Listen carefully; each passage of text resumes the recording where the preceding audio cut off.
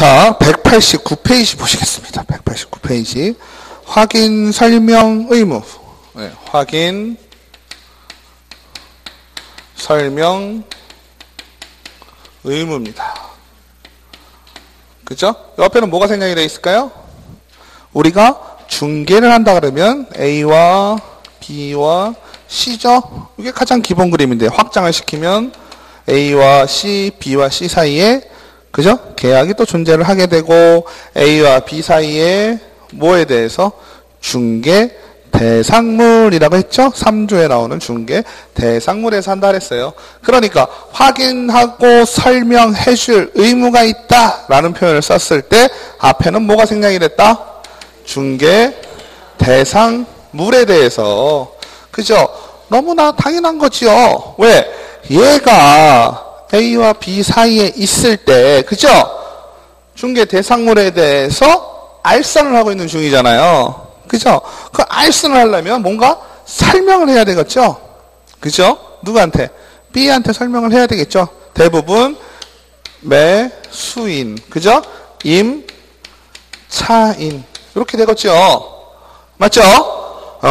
중개 대상물에 대해서 확인해주고 설명해줄 의무가 있다라고 했습니다. 그죠? 중요한 건 개념을 초반에 잘 잡으셔야 되는 게 뭐예요? 중개 대상물에 대해서 확인해주고 설명해줘야 될 의무가 있고요. 이 의무를 문서화시킨다 그랬어요. 그죠? 그래서 중개 대상물 확인 설명서 작성의 의무도 있다라는 거 들어보셨죠? 그죠? 지금 두 개예요, 두 개. 아시겠죠? 중개 대상물에 대해서 확인해주고 설명해야 될 의무도 있고요. 중개 대상물에 대해서 확인해주고 설명서를 작성해야 될 의무도 있다. 아시겠죠? 두 가지가 있다. 하나, 두 개. 이렇게 이해를 하셔야 돼요, 기본적으로. 그래서 법 25조에 개업공인중개사는 중개 의뢰를 받은 경우 중개가 완성되기 전, 중개가 완성되기 전은 언제예요? 중개가 완성이 된다. 중개의 완성은 언제다? A와 B 사이에, 그죠? 거래계약이 어떻게 됐을 때? 성립, 체결되었을 때, 그죠? 거래계약이 종료되었을 때 틀리죠? 그죠? 거래계약은 어떻게 이루어져요? 거래계약은 첫 번째 계약서 작성하죠. 그죠? 계약서 작성하면서 뭐합니까? 계약금. 그죠? 그 다음에 중도금, 3번 잔금. 그죠? 이렇게 이루어지잖아요. 거래계약은 시간이 좀 걸립니다. 그죠? 근데 우리가 주목해야 될 건 언제예요? 계약서 작성했을 때죠? 그죠? 계약서를 작성했을 때가 뭐다? 우리가 행하는 중개는 완성이 되었다. 그죠? 이렇게 표현했죠? 중개가 완성된다는 의미가 중요한 건 뭐라 그랬어요? 지금 여러분들이 이 법을 배우고 시험을 준비하시는 이유가 뭐예요? 공인중개사 자격증 취득하기 위함이죠? 자격증 취득해서 등록하셔서 뭐 하실 거예요? 중개업 하실 거잖아요. 맞아요? 아니에요? 교양으로 하시는 거예요, 지금? 너무나 당연한 걸 여쭤봐서? 아닌가요? 중요한 건 뭐예요? 중개가 완성이 됐을 때 뭐가 발생한다 그랬어. 그죠? 좀 멋있는 말로? 중개, 보수에 대한 권리. 그죠? 중개 보수를 어떻게? 달라 그래야 되잖아. 그죠? 달라 그러면 어떻게 해야 돼요? 돈 주시오. 좀 멋있는 말로 뭐예요? 요구. 조금 더 멋있는 말로 청구. 그죠? 중개 보수 청구에 관한 권리. 그죠? 중개 보수 청구권이 필요하잖아요, 우리는요. 맞죠? 상인으로서의 지위. 근데 중개 보수 청구권은 언제 생긴다? 중개가 완성이 되었을 때. 그러니까 언제? 계약서 작성을 했을 때. 그죠? 근데 지금 여기서 뭐라 그랬어요? 중개가 완성되기 전에. 중개가 완성되기 전이니까 언제예요? 계약서 쓰기 전에. 그죠? 계약서 쓰기 전에 뭐 해란 얘기예요? 중개 대상물에 대해서, 그죠? 설명해라란 얘기예요. 맞죠? 그럼 결국은 그 얘기는 뭐예요? 너무나 쉽게 알는 얘기죠. 아니, 당연히 중개하려면 어때요? 중개 대상물에 대해서 의뢰인에게 설명해줘야 될 거 아니에요. 당연한 거죠. 당연한 거지만 법에서 이렇게 표현을 하고 있다. 그러면 중개대상물 확인 설명서 작성 및 정확하게 뭐예요? 교부가 되거든요. 이건 언제 할까요? 계약서를 작성을 할 때. 그죠? 계약서 작성할 때 중개대상물 확인 설명서 작성해서 주라 했잖아요. 맞죠? 그러면 계약서 작성할 때는 몇 가지 계속 반복되지만 계약서하고 또 뭐 해라 그랬어요? 지금 얘기했던 중개대상물에 대한 확인 설명서. 그죠? 그리고 하나 더 기억을 더듬어 보세요. 여러분들 다 받았어. 1억원 뭐라고 불러요? 아우, 그죠? 업무보정 설정 서류. 그죠? 대부분은 뭐다? 공제, 증서, 보증, 보험, 증권. 이렇게 했었잖아요. 맞죠? 세 개를 주는 이유는 뭐예요? 계약서는 A, B 간의 문제죠. A, B, 그 다음에 C에 관한 부분도 들어가 있죠.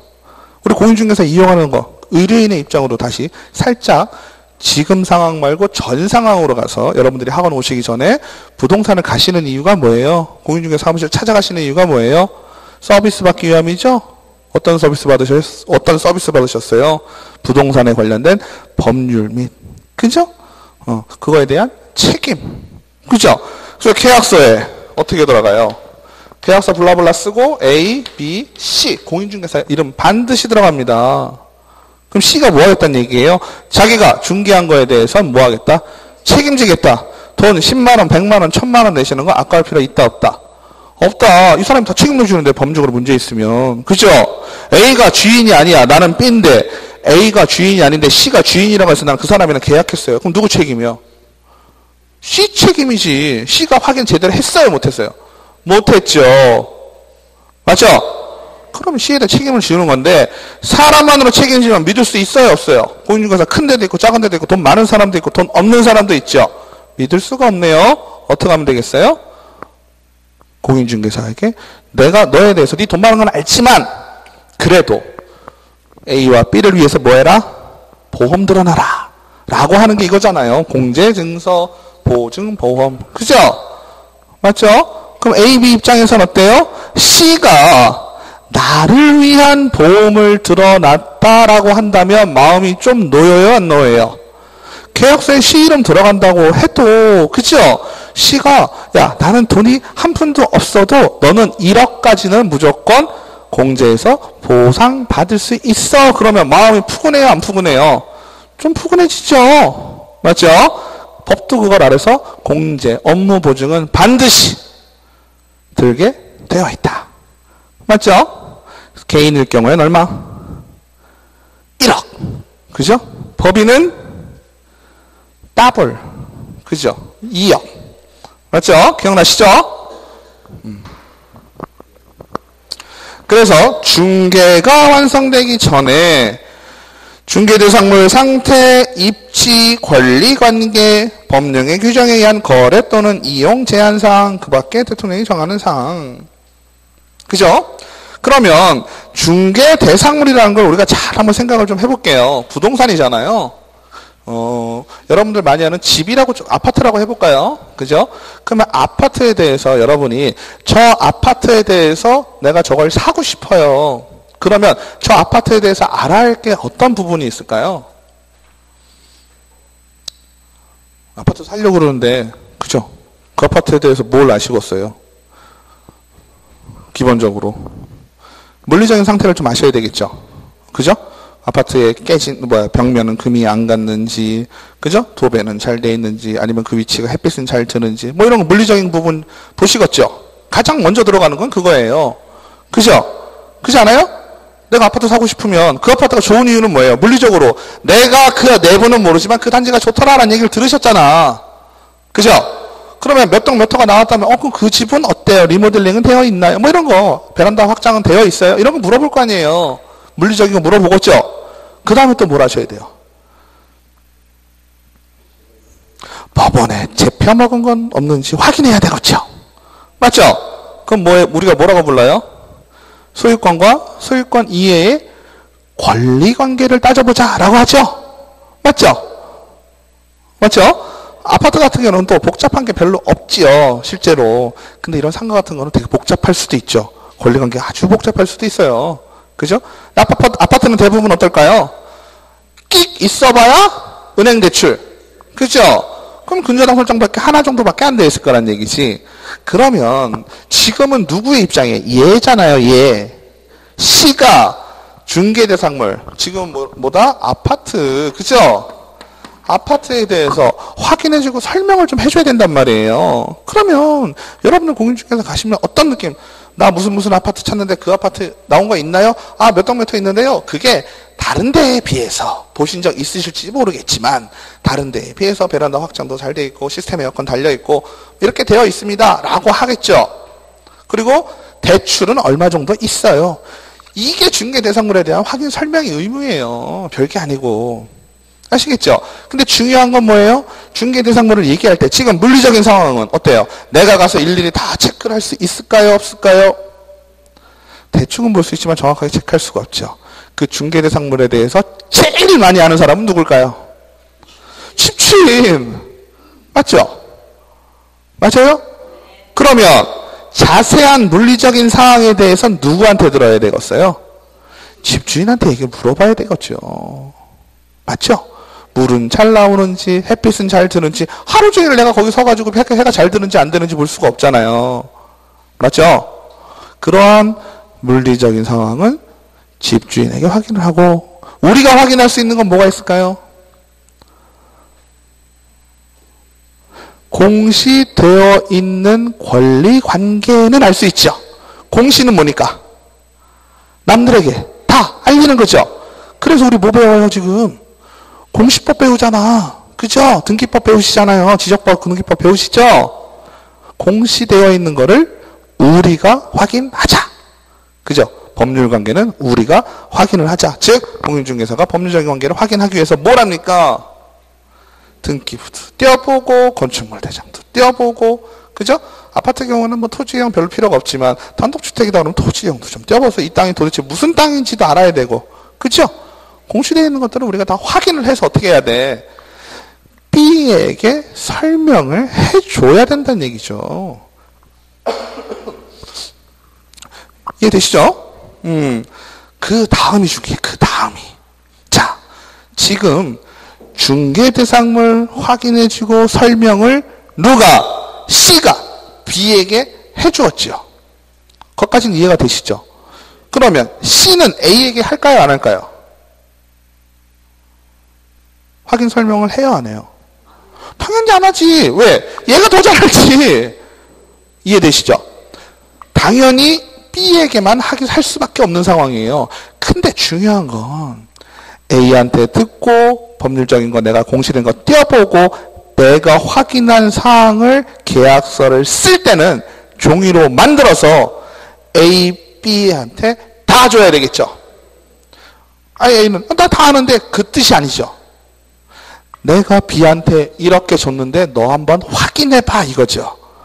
우리가 계약을 하는 시점에서 너의 중개 대상물에 대해서는 우리가 이렇게 확인했다.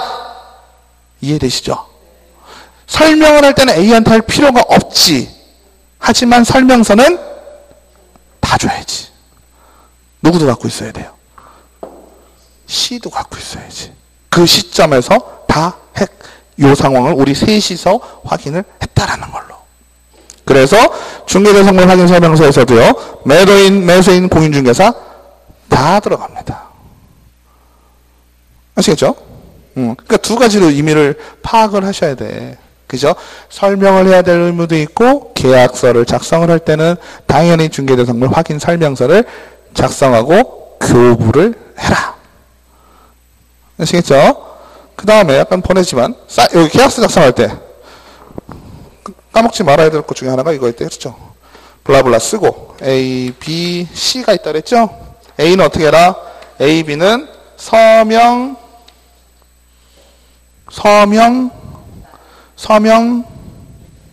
및, 우리가요, O와, 갑자기 영어를 하려니까, 두드러기가 나네. 이렇게 있죠? O와는 뭐예요? 또는, and는 그리고, 줄여서, 및. 맞죠? A와 B와 C가 있을 때, A, B는 서명, O와 날인. 그죠? C는 서명, and, 날인. 그죠?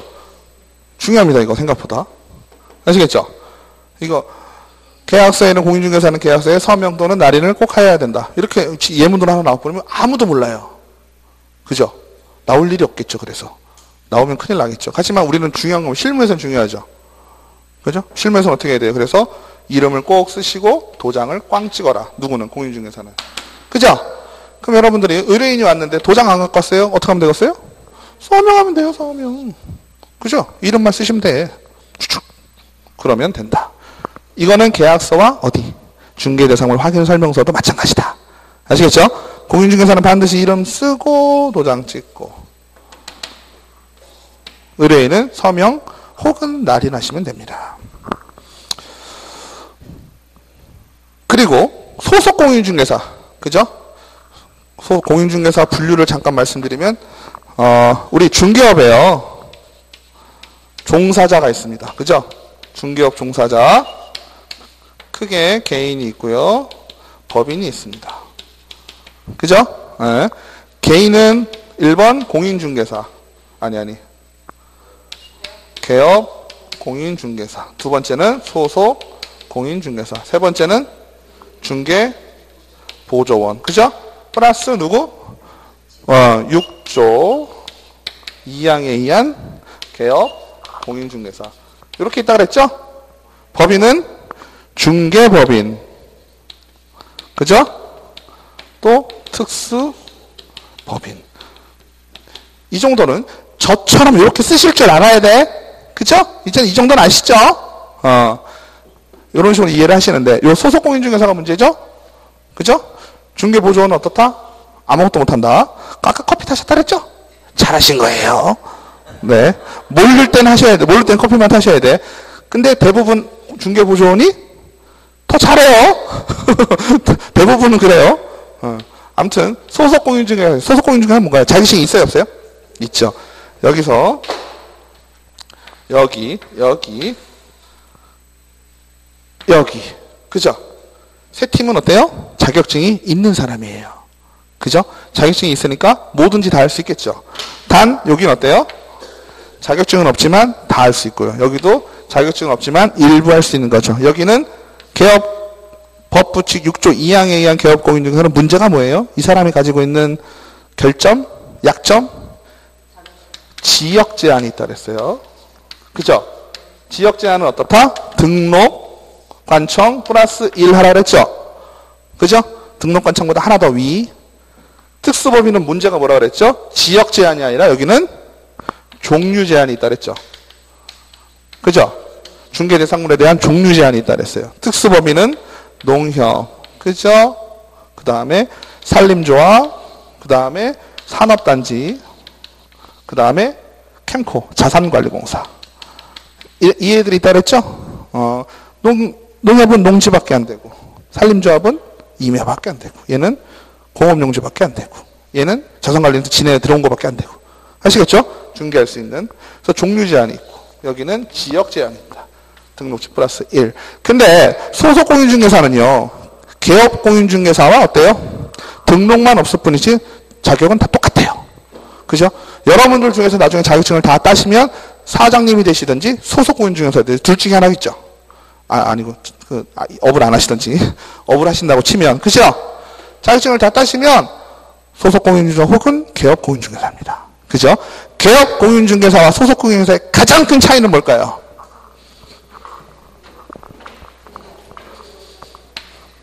가장 큰 차이는 등록 유무죠. 그죠? 등록 유무라는 건 다른 말로 하면 뭘까요?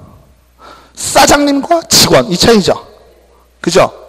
자격은 똑같지만 사장님과 직원이에요.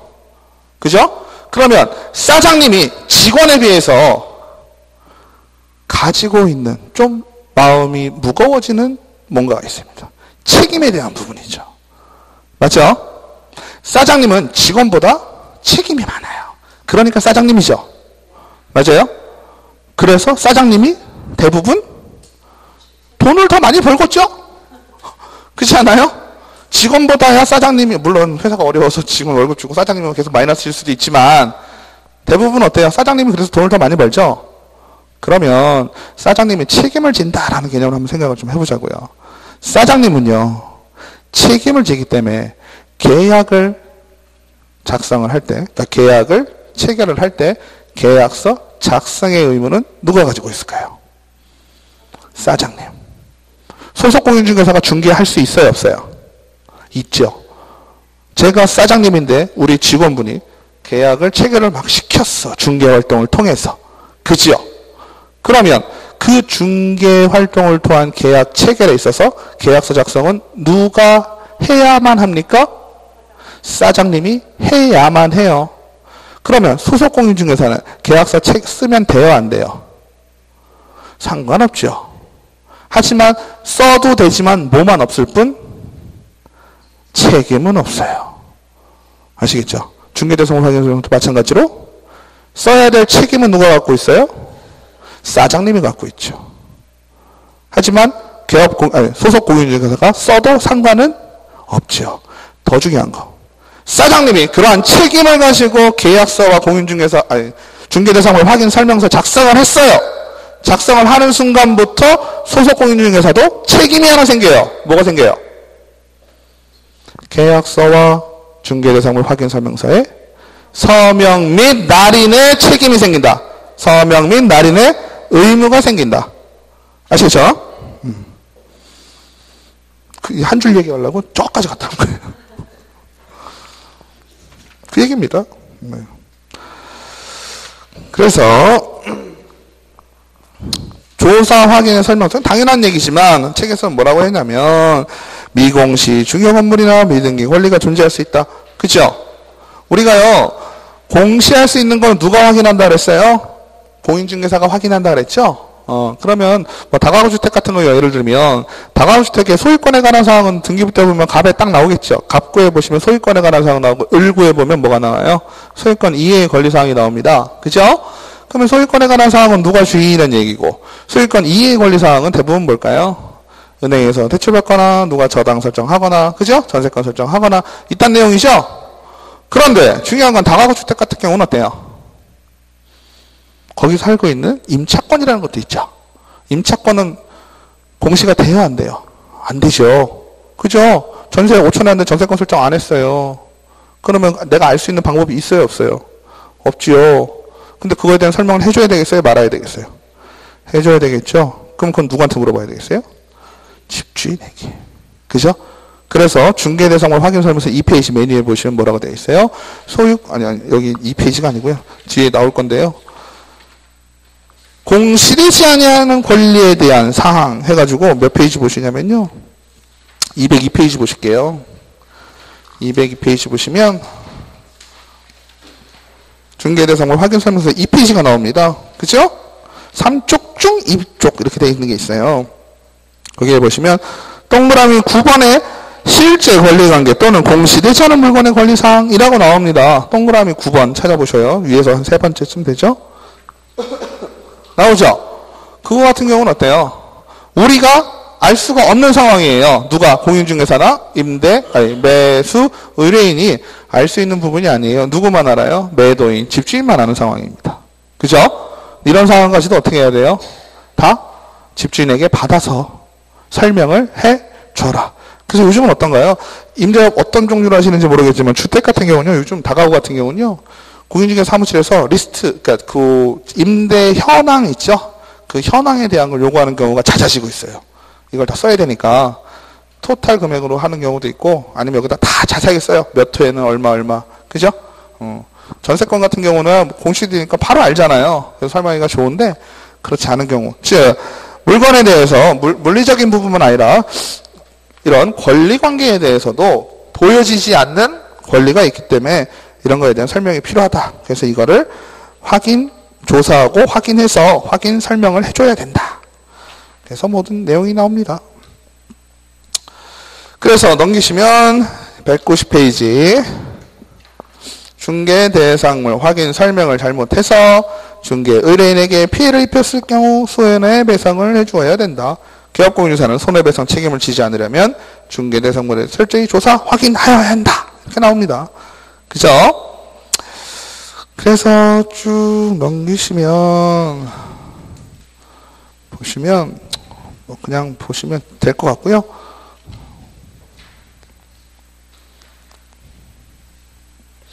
그 중요한 말이 191페이지 보시면요. 동그라미 4번 중간에 있죠. 제가 첫 판부터 강조했던 확인 설명 의무와 확인 설명서 작성 의무는 다른 것이기 때문에 확인 설명서 교부로 가름할 수는 없다라고 되어 있죠. 이 말이 아주 중요합니다. 시험 문제를 어렵게 내려면 이렇게 내야 돼요. 아시겠죠? 중개대상물 확인 설명의 의무는 중개대상물 확인 설명서로 가름할 수 있다라고 하면 어때요? X죠. 근데 느낌상은 어때요? 뭐 확인 설명서 내면 당연히 되지 않아요? 상식적으로. 그죠? 근데 이 양자는 다른 거다. 두 가지는 다른 거다. 아시겠죠? 그 다음에 동그라미 5번도 한번 짚고 넘어가셔야 돼요. 무상의 중개라도 개업공인중개사는 확인 설명의 의무가 있다. 무상이냐 유상이냐는 다른 문제예요. 아시겠죠? 공인중개사의 의무는 할 거는 하고 돈을 받든지 안 받든 네 자유죠.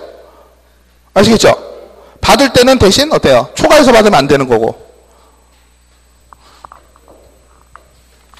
그래서 쭉 넘기시면 제재 한번 짚고 넘어가시죠. 193페이지 성실 정확하게 중개대상물 확인 설명을 하지 아니하거나 설명의 근거 자료를 제시하지 않은 경우 개업공인중개사는 과태료다. 설명 제대로 하면 뭐다? 과태료다. 과태료는 무슨 성격이에요? 자, 제가 많이 말씀드린 거 있죠? 과속을 했다. 벌금이 나왔다. 맞다 틀리다. 과속을 했는데 과속하면 얼마 나오죠? 속도에 따라 다르죠? 그죠? 초과 속도에 따라서 4만 저도 하나 찍혔는데 참 미리 내니까 32,000원이던데 맞죠? 맞죠? 찍혔어. 100km인데 115km로 갔어. 32,000원 미리 내면 그러면 벌금 맞은 거예요? 제가 지금 과태료죠. 그죠? 그러면 과태료하고 벌금의 차이는 뭘까요? 벌금은 그죠? 법원에 판결이 있어야 하는 겁니다. 쉽게 얘기하면 내가 안 갔더라도 어때요? 약식 기소 당해가지고 법원에서 재판을 받아서 판사가 선고하는 거야. 그죠? 과태료는 뭐예요? 경찰에서 하는 거지. 그래서 경찰에서 범칙금 이렇게 하죠. 우리가 주차 위반하면 어디서 내죠? 그건 행정이죠. 과태료 내죠. 속도 위반하면 뭐예요? 범칙금이에요. 정확하게 따지면. 그죠? 근데 범칙금이든 과태료든 느낌이 어때요? 살다 보면 그럴 수도 있지. 이런 느낌이죠. 그죠? 어떻게 보면 과태료하고 벌금은 사회적으로 좀 무리를 일으킬 수 있는 소지가 있다는 뜻이에요. 그러니까 법원에서 판결을 내려서 벌금을 딱 주는 거고. 근데 어쩔 때는 과태료가 더 클 때도 있죠? 과태료가 더 클 때도 있습니다. 하지만 성격은 좀 차이가 있다. 지금 같은 경우도 어때요? 중개대상물에 확인 설명 의무를 하지 않으면 과태료다. 그래서 이걸 우리가 뭐라고 불렀다? 행정 질서를 지키지 않은 행정 질서벌이다. 이렇게 표현했어요. 그죠? 뒤에 다 토탈 묶어서 나오겠지만 행정 질서벌로 500만 원 이하의 과태료를 받을 것이고 소속 공인중개사가 이렇게 안 했다. 자격정지. 이게 더 심한데? 그죠? 그 다음에 중개대상물 확인 설명서에 서명 및 날인을 하지 않은 경우 어떻게 될까요? 개업공인중개사는 정지시킬 수 있는 게 뭐가 있다? 사장님이니까 등록을 정지시키면 될 것이고, 그죠? 소속공인중개사는 직원이니까 등록증이 있어요, 없어요? 없지요? 없으니까 뭘 정지시켜요? 자격을 정지시키자, 그죠? 그럼 그동안은 중개업을 할 수 있다, 없다? 중개업을 못한다, 그죠? 뺏어버리는 게요, 취소가 있고요, 그죠? 정지가 있겠죠? 근데 개업공인중개사에게 자격정지는 의미가 없죠. 등록이 있기 때문에. 그죠?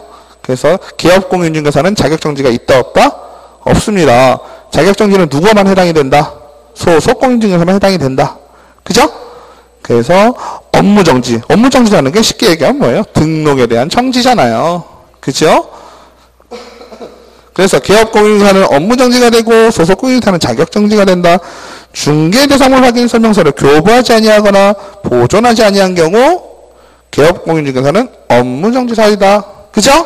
근데 중요해. 소속공인중개사는 뭐라고 나와요? 실제를 받지 않는데 이건 또 무슨 소린가? 그죠? 중개대상물 확인 설명서를 교부할 의무는 누구한테 있다? 사장님한테 있다. 그러면 중개대상물 확인 설명서를 작성해야 되는 건 누구한테 의무가 있다? 사장님. 그죠? 근데 중개대상물 확인 설명서가 작성이 됐는데 사인을 안 했다. 누가 책임을 진다? 누구의 책임이다? 둘 다. 그죠? 사장님하고 소속공인중개사. 그래서 위에 보면 서명 및 날인을 하지 않는 경우는 개업공인중개사, 소속공인중개사 다 정지죠. 그죠? 밑에는 뭐라고 나와요? 교부하지 아니하거나 보존을 안 해. 보관을 해야 돼요. 보관을 안 해. 그럼 누구 책임이야 이건? 사장님 책임이야. 소속공인중개사는 상관 있어요 없어요? 상관없지. 나는 뭐만 하면 돼? 사인만 하면 된다. 설명하고 사인만 하면 된다. 아시겠죠? 도장 찍고 서명 및 날이니까 사인 도장. 아시겠죠? 그 다음에 우리가 보존해야 된다라는 거 나왔죠. 보존해야 되는 거 몇 가지가 있었어요. 그죠? 중개사법에 몇 개 나오죠? 세 가지만 기억하시면 돼요. 첫 번째 계약서. 그죠? 두 번째 또 계약서. 그죠? 세 번째 중개대상물 확인 설명서. 그죠? 첫 번째 계약서는 무슨 계약서? 거래계약서. 맞죠? 맞아요. 거래계약서. 우리 시스템에서 거래계약서가 제일 중요하겠죠. 그죠? 제일 중요하니까 얘는 보고를 오래 해야 되겠어요? 짧게 해야 되겠어요? 오래. 얼마나 오래 할까요? 5년. 와, 5년. 5년을 보존을 해야 됩니다. 그죠?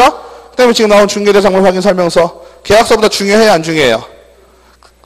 중요하긴 하지만 덜 중요하죠? 얘 몇 년? 3년. 그죠? 여기까지는 아시고. 이건 무슨 계약서일까요? 공부하시나 봐요. 전속 중개계약서예요. 중개야, 중개. 그죠? 이 계약서는 누구와 누구? A와 B 사이의 관계고. 그죠? 얘는 A와 C, 또 B와 C 관계죠? A, B, A, C, B, C. 계속 CC 거리니까 욕하는 것 같은데 욕 아니죠? A, C, B, C. 아시겠죠? 맞죠? 전속 중개계약서야. 그죠? 전속 중개계약서. 얘도 몇 년이에요? 3년. 그죠? 보관해야 될 건 이렇게 정리하시면 되겠죠? 세 가지만. 자, 그래서 그거 정리해 놓은 게 194페이지겠죠? 194페이지에 보시면 확인 설명 의무와 확인 설명서 작성 의무가 있어요. 확인 설명서는 중개 대상물에 대해서 반드시 뭐 해주라? 설명해줘라. 그죠? 그러니까 개업공인중개사, 소속공인중개사 다 있어요? 없어요? 무조건 해야죠. 중개하려면. 중개 활동을 하기 위해서는 반드시 설명을 해주란 얘기죠. 그죠? 하지만 중개대상물 확인 설명서 교부 및 작성의 의무는 누구한테 있다? 사장님한테 있다. 그죠? 단 그게 작성이 되었을 경우 소속공인중개사도 무슨 의무가 있다? 서명 및 날인의 의무가 생긴다. 중개보조원 관계가 있을까요? 없을까요? 중개보조원은 미안한 얘기지만 법에서는 뭐만 해라? 커피만 타셔라. 그죠?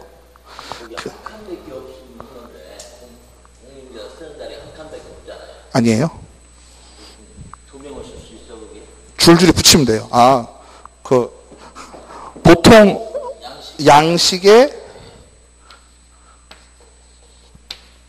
A, B, C 이렇게 돼 있죠. 이거를요 칸을 줄여서 요만큼 컨트롤 C, 컨트롤 V 하셔가지고요 붙이시면 되고요. 이게 난 마음에 안 든다 그러면 계약서를 2장으로 쓰시면 돼요. 뒤에다 이렇게 계속 붙이면 돼요.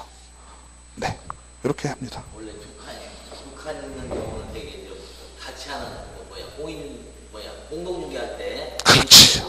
그렇죠. 그러면 한 칸에 두 사람을 써야 할 거 아니에요? 아니요. 사무실이니까. 계약서 자체가 넘어가야 돼요. 페이지가 1페이지, 2페이지로 넘어가서 쓰는데요. 지금 잠깐 헷갈리시는 거는 이게 한 줄이잖아요. 인쇄된 걸 보시면 반이 잘려서 뭐가 되어 있냐면요. 여긴 사장님, 여긴 직원 이렇게 되어 있죠. 예, 여기는 사장님이고 직원이니까 누구예요? 중개보조원이에요? 아니죠. 소속 공인중개사. 소속 공인중개사는 요 옆에 칸에 쓰게 되어 있고요.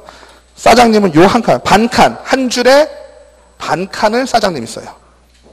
그리고 다른 공인중개사가 나타나면 한 줄을 더 쓰죠. 여기는 C고 여기는 C 프라임. 그죠? 이렇게. 그래서 여기도 보면 이렇게 돼 있을 수도 있겠죠. 보통은. 이렇게 됩니다. 그래서 줄줄이 밑으로 내려가요. C2 프라임, 뭐 3 프라임 계속 내려갈 수 있죠. 근데 중요한 건 뭐예요? 소속 공인중개사가 중개를 했을 경우에는 소속 공인중개사는 계약서 작성 의무는 없지만 서명 및 날인을 해야 된다 그랬죠? 그 다음에 사장님은 계약서 작성 의무도 있고 서명 및 날인의 의무도 있고. 그러니까 소속 공인중개사가 중개를 했다 손 치더라도 사장님 사인은 무조건 들어가겠죠. 사인과 도장은. 아시겠죠? 그거는 중개대상물 확인 설명서도 마찬가지다. 아시겠죠? 그 다음에 확인 설명 의무는 언제까지? 중개가 완성되기 전까지입니다. 중개가 완성되기 전까지니까 뭐예요? 계약을 하고자 하는 의사표시가 되기 전까지겠죠.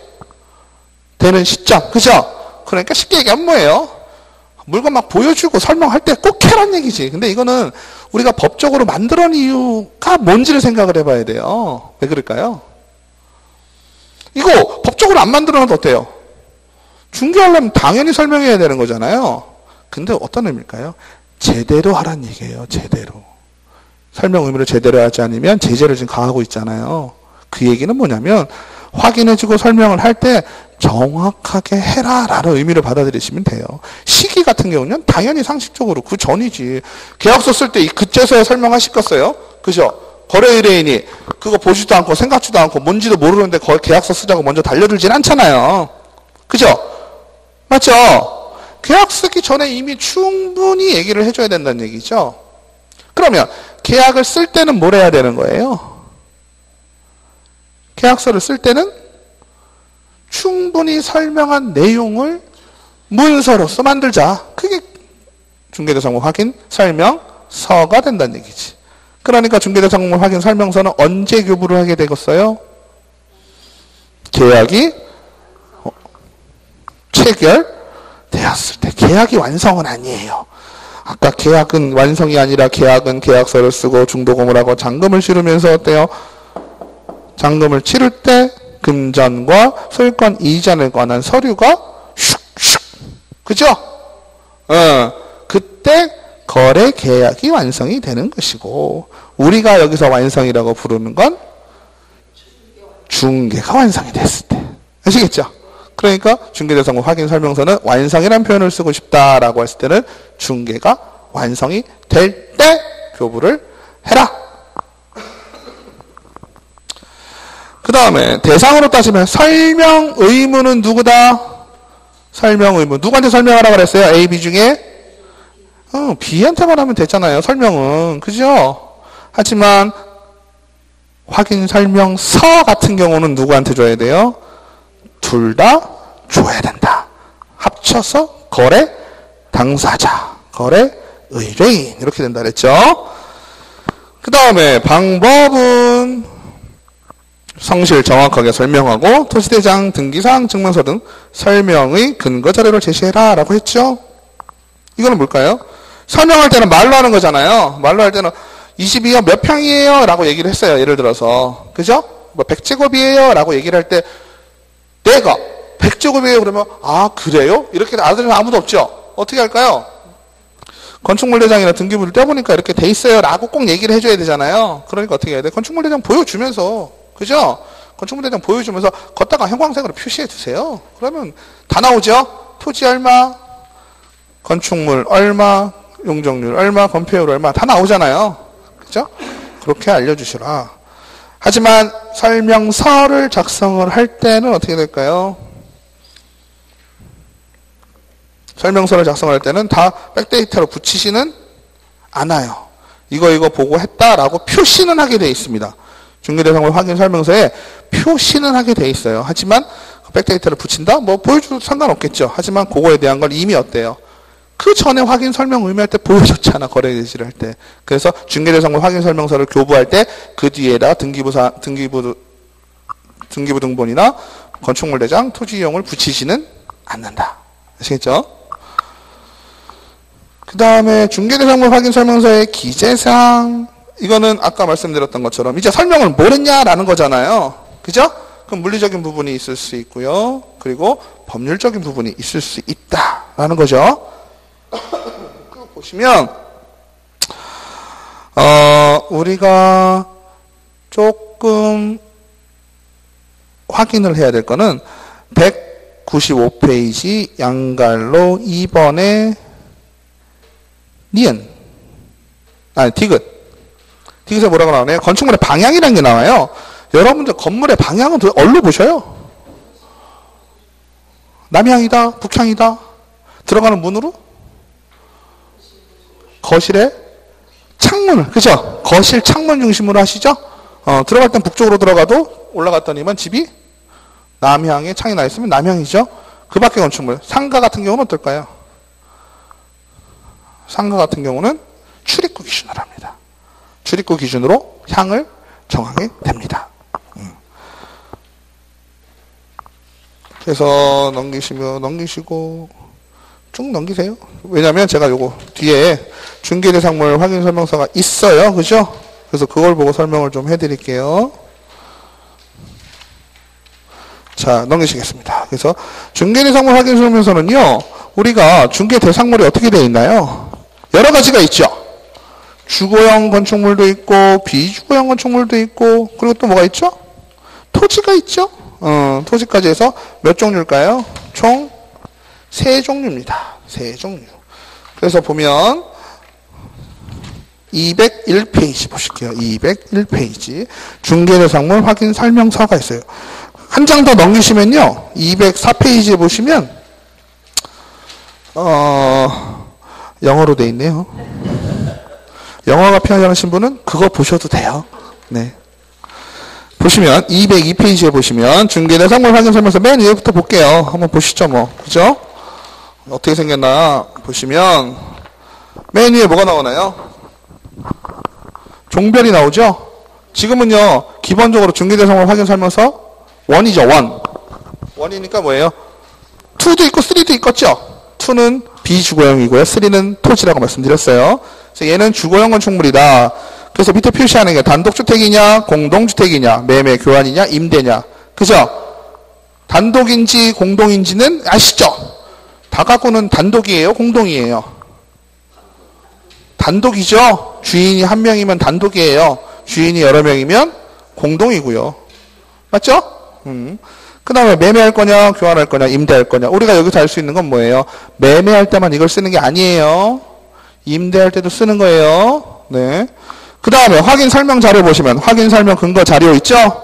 내가 중개대상물 확인 설명서를 작성을 하는데 이걸 도대체 뭘 보고 썼다라는 얘기입니다. 그죠? 첫 번째는 뭐예요? 등기 권리증이니까 등기 권리증을 보고 쓸 수 있어요, 없어요? 쓸 수는 있지만 대부분 주인이 그걸 줄 리가 없죠. 우리는 뭘 보고 쓰나요? 등기사항 증명서. 그죠? 그 다음에 토지대장, 건축물대장, 지적도, 임야도, 토지이용 계획 확인서, 그 밖에 자료 이렇게 돼 있죠? 실무에서는 뭘 많이 쓸까요? 등기사항 증명서하고요, 건축물 대장하고요, 토지이용 계획 확인서만 3가지만 띄면요, 얘는 작성하는데 아무 무리가 없습니다. 3개를 뒤져보면 여기에 필요한 데이터는 다 들어가 있어요. 물리적인 부분 빼놓고요. 그래서 기본적인 1번에 보면 개업공인중개사 기본 확인 사항이죠. 기본 확인 사항은 뭘까요? 공인중개사가 확인할 수 있는 부분이에요. 공인중개사가 집주인, 즉 지금 여러분이 아파트 어디 살고 계시잖아요. 호수만 말씀해 주시면 저는 앞에 건 다 쓸 수 있다는 얘기예요. 그죠? 그럼 1번, 동그라미 1번에 대상물건에 표시돼 있죠? 그럼 토지, 소재지가 어디인지. 그리고 여러분들 주소라는 거 있잖아요. 주소라는 건 착각하지 말으셔야 될 거 하나 있다 그랬죠? 지금 여러분들이 쓰고 있는 주소는 어떤 주소예요? 도로명 주소. 그죠? 도로명 주소. 도로명 주소는 뭐예요? 주소가 뭐죠? 주소? 주소.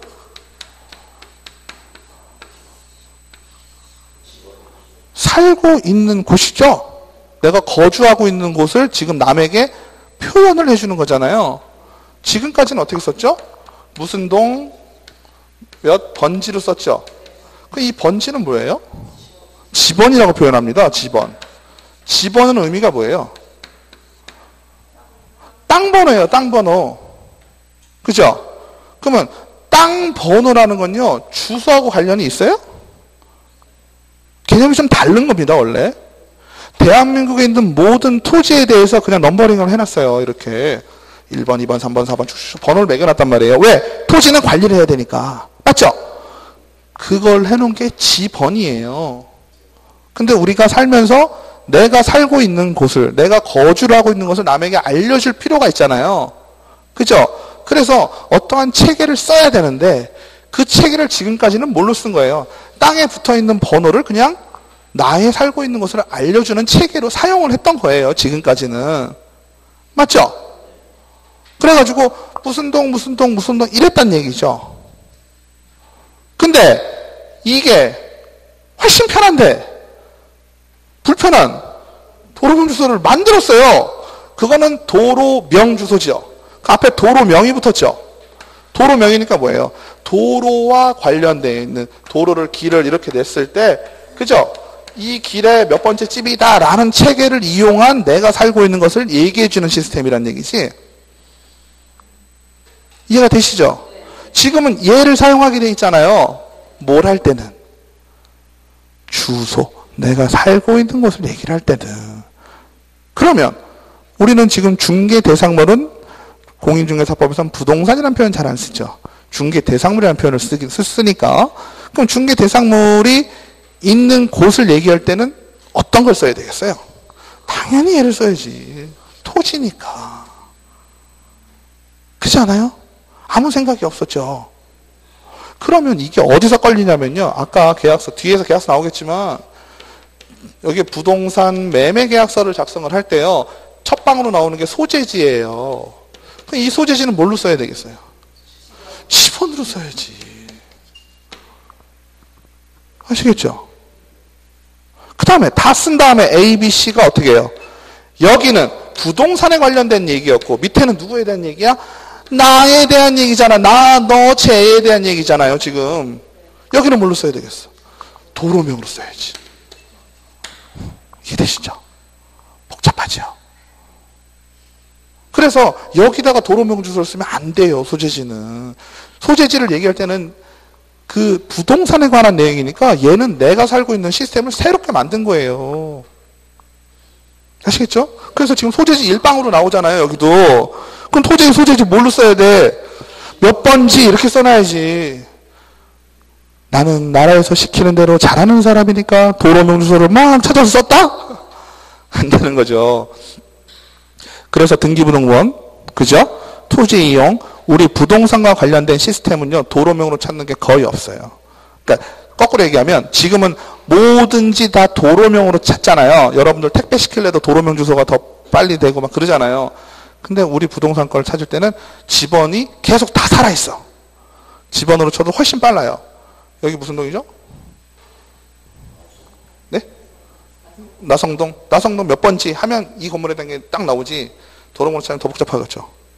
아시겠죠? 부동산을 찾을 때는 지번을 이용을 하셔라. 그래서 소지지는 아실 거고, 면적. 토지에 대한 면적은 어디를 떼어봐야 할까요? 아까 토지 이용 계획 떴죠? 세 개 중에 하나 찍는 거예요, 이제. 그죠? 토지 이용 계획을 보면은 토지에 대한 게 정확하게 나옵니다. 면적이 나와요. 그 다음에 공부상의 지목. 이것도 나오겠죠? 지금은 뭐 집이라고 친다면 공부상의 지목 뭐라고 되어 있을까요? 대로 되어 있겠죠? 근데 공부상엔 전으로 되어 있는데 실제로는 답으로 쓰고 있다. 이런 경우 있을 수 있어요, 없어요? 그 경우보단 답으로 되어 있는데 전으로 쓰는 경우가 훨씬 많죠. 그죠? 답으로 되어 있는데 실제 이용 상태는 전. 이런 경우가 좀 더 많아요. 그죠? 그러면 공부상에는 답으로 되어 있고 실제 이용은 밭으로 쓰고 있다. 전이다. 이렇게 쓰면 되겠죠? 그리고 여러분들요, 우리가 중개할 때 개념 중에 하나가 또 뭐가 있냐면 우리 불법 건축물이라 하면 뭐죠?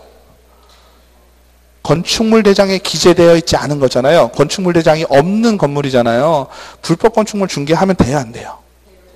상관이 없어요. 그게 불법인 느낌이 나가지고 좀 껄쩍지근해도요, 전혀 상관이 없어요. 단 어떻게 해라? 설명해줘라 그랬죠? 그게 이제 밑에 나오는 거야, 여기.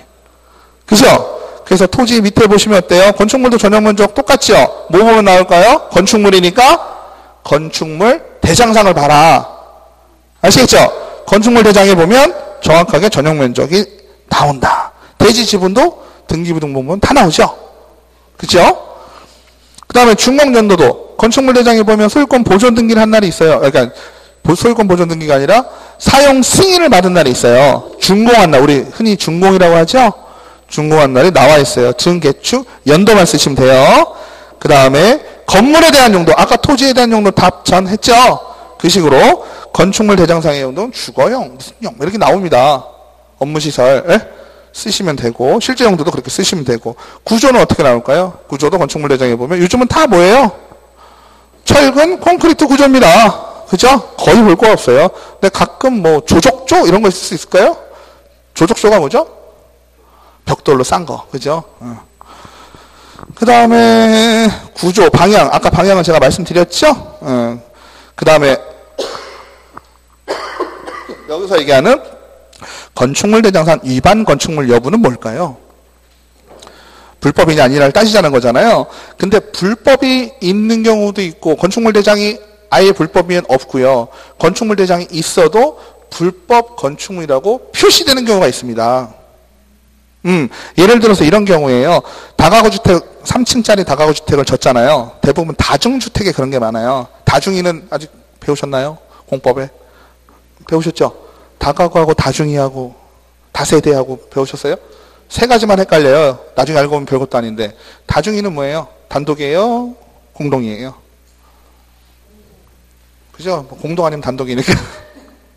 다중이하고 다가구는 단독이죠. 다세대만 공동이 주택이에요.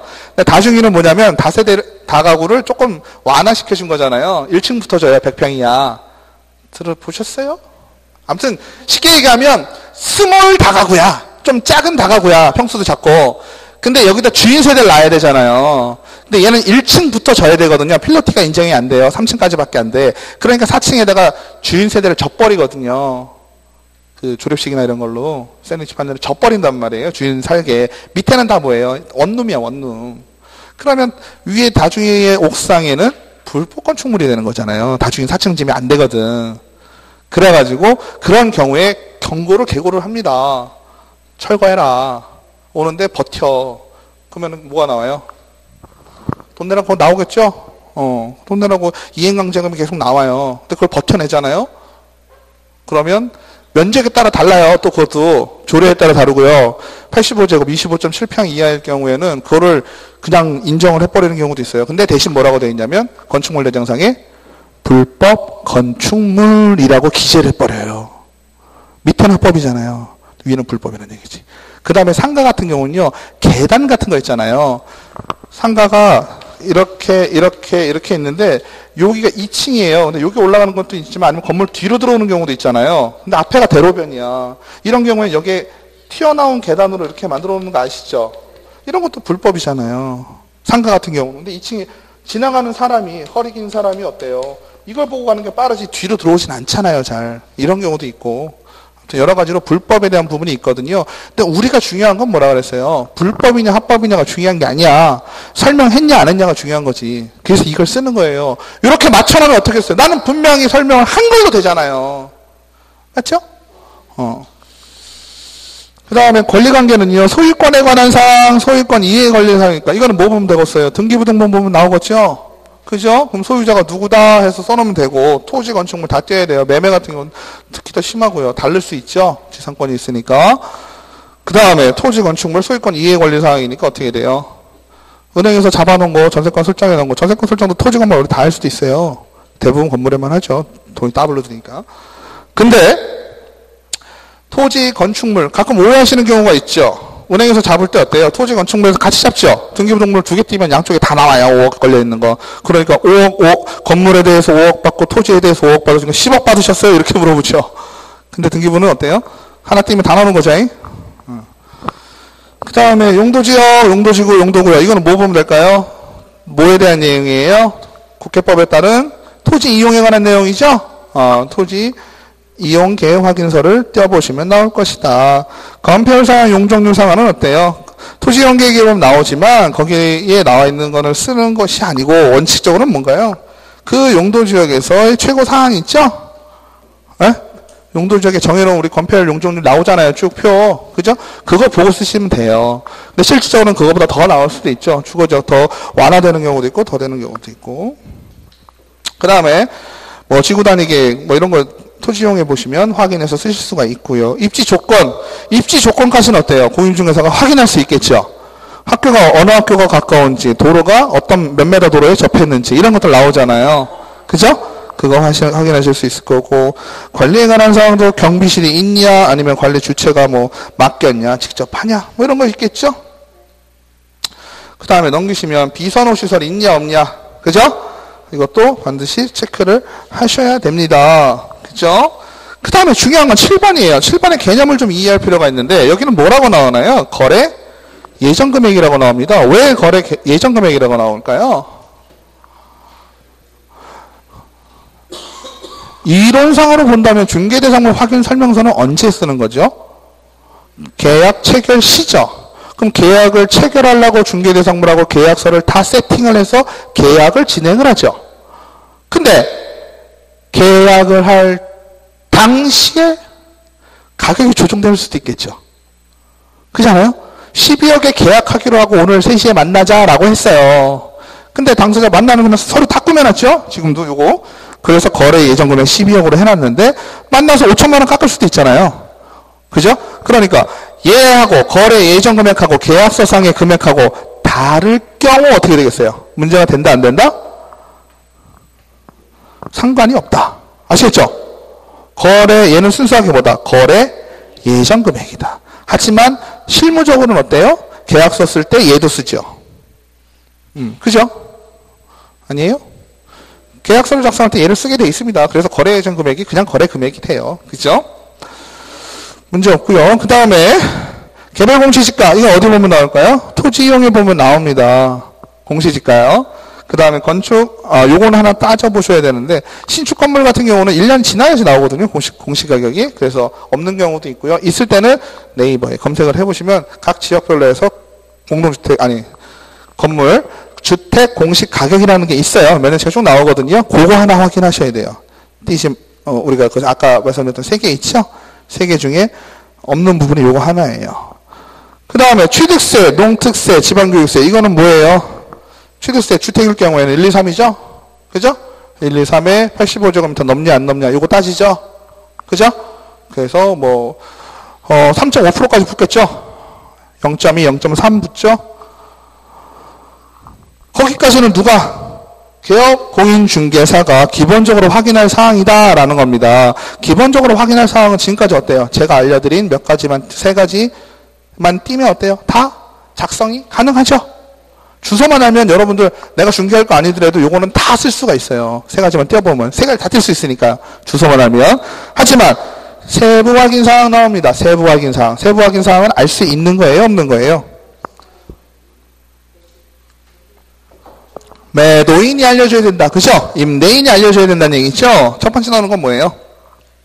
실제 권리관계 또는 공시되지 않은 물건의 권리사항 되어 있습니다. 이거는 등기부등본에 나오지 않는 아까 뭐라 그랬죠? 전세권은 나오지만 임차권 안 나온다 그랬죠? 전세권 설정해버리면 나오죠, 등기부등본에. 그러면 간단한데 임대인이 아주 많아요. 예, 임차인이 아주 많아요. 그죠? 근데 전세도 뭐 서너 개씩 된다. 이러면 어때요? 확인해 줘야 되겠죠? 예, 누구한테 물어봐야 돼요? 주인한테 물어봐야지. 매도인한테 물어봐야지. 이거는 뭐 할 수가 없어요. 그죠? 그 다음에 10번, 동그라미 10번 나오는데 이거 같은 경우는 우리가 눈으로 공인중개사가 확인할 수 있는 부분도 있지만 대부분 없죠. 그래서 이건 누구한테 들어라? 집주인한테 들어라. 아시겠죠? 그 다음에 벽면 및 도배선 쭉 보시면 돼요. 그죠? 환경조건도 일조량, 소음 알 수 있어요? 없어요? 일조량이 많은지 소음이 있는지 알 수 있어요? 없어요? 없잖아요. 그죠? 그 다음에 세 번째 나오는 게 뭐죠? 제일 중요한 거죠. 제일 중요한 거. 중개, 보수 등에 관한 사항에서 중개보수와 실비, 합계. 그래서 오른쪽에 보시면 산출 내역이 있죠? 계산을 해줘야 됩니다. 중개보수 얼마예요? 0.9% 이내에서 정하게 돼 있잖아요. 주택이니까 어떻게 되겠어요? 매매와 임대가 또 차이가 나겠죠? 임대는 0.8%. 그죠? 그러면 산출 내역을 할 때 어떻게 될까요? 만약에 중개 수수료가 0.9%다. 1억이다. 0.9. 1억이면 0.9%가 나올 수가 없죠. 10억을 해야 되겠네. 10억이면 0.9죠? 얼마예요? 900만 원이죠? 10억 곱하기 0.9% 곱하기 얼마? 1.1. 1.1 왜 하는 거죠? 부가세. 그러면 얼마예요? 990만 원. 실비 2,400원. 그죠? 990만 2,400원 청구하시면 돼요. 그 다음에 내려오시면 매도인, 매수인, 개업공인중개사, 개업공인, 개업공인 두 명이죠? 지금? 그죠? 한 줄에 보면 소속공인중개사 옆에 있죠? 이렇게 쓰는 겁니다. 소속공인중개사, 개업공인 같이 들어갈 수 있죠? 끝에 잘 보세요. 어떻게 써 있어요? 매도인, 매수인, 서명 또는 날인. 밑에는 서명 및 날인. 그죠? 제가 거짓말한 게 아닌 게 밝혀졌죠, 지금? 그죠? 있죠, 다. 그죠? 그 다음에 한 가지 또 하나 짚고 넘어가죠. 자, 여러분. 중개대상물 확인 설명서는요, 내가 확인을 하거나 매도인이 확인을 해 주거나 두 가지로 지금 확인이 되는 거잖아요. 근데 매도인이 확인해 달라고 했는데 확인을 안 해줬어요. 그럼 어떻게 될까요? 벽에 근거한 거 있냐고 물어봤는데 답을 안 줬어요. 그럼 어떻게 할까요? 네? 그거를 확인 안 했다라는 게 잘못은 아니죠. 나의. 그러니까 나는 어때요? 빠져나와야 되겠죠. 어떻게 빠져나갈까요? 그렇죠. 정답입니다. 나는 자료에 대한 요구를 했지만 그 요구를 들어주지 않았다라는 걸 표시를 해야 돼요. 어디다 할까요? 맨 앞장 해보십시오. 다시 확인설명서 맨 위에 근거자료 밑에 뭐라고 되어 있나요? 대상 물건 상태에 대한 자료 요구사항 나오죠? 걷다가 쓰시는 거죠. 그 내용을 아시겠죠? 대부분 어떨까요? 걷다가 쓸 정도가 되면 중개가 되겠어요? 안 되겠어요? 안 되지. 그죠? 그거 확인도 안 하고 누가 사겠어요? 그래서 이런 식으로 중개대상 확인 설명서는 정리가 되시는데요. 처음에는 복잡해 보이시죠? 그죠? 뭔가 되게 복잡해 보이는데요. 아까 말씀드린 세 가지만 딱 놓고 옆에다 놓고 쓰시면 진짜 문제가 안 돼요. 이거는 합격하시고 우리 실무교육 받을 때 한번 써보실 거예요. 네. 공시지가요? 토지이용 계획에 보면 나와요. 토지이용 계획에 보면 공시지가 조심해야 될 게 뭐죠? 빼다 나오죠? 회배. 그죠? 제곱미터로 나옵니다. 근데 우리는 가격을 얘기할 때 평당으로 많이 얘기를 하죠. 그러니까 그거는 서로 변환을 잘 하시는 게 중요해요. 곱하기 3.3 하시면 되죠. 네. 그래서 그렇게 보시면 쭉 나오죠. 이제 조금 나는 외국 사람을 대상으로 해야 되니까 영어로 좀 공부를 해야 되겠다 하시는 분들은 영어로 보시면 되겠고요. 쭉 나오죠? 이래서 이 책의 페이지가 많아요. 별것도 없고. 참 4번도 있어요. 잇몸 및 광업재단. 그걸 빼먹었네. 잇몸 및 광업재단. 왜? 중개대상물에 포함되어 있잖아요. 맞죠? 219페이지 보실게요.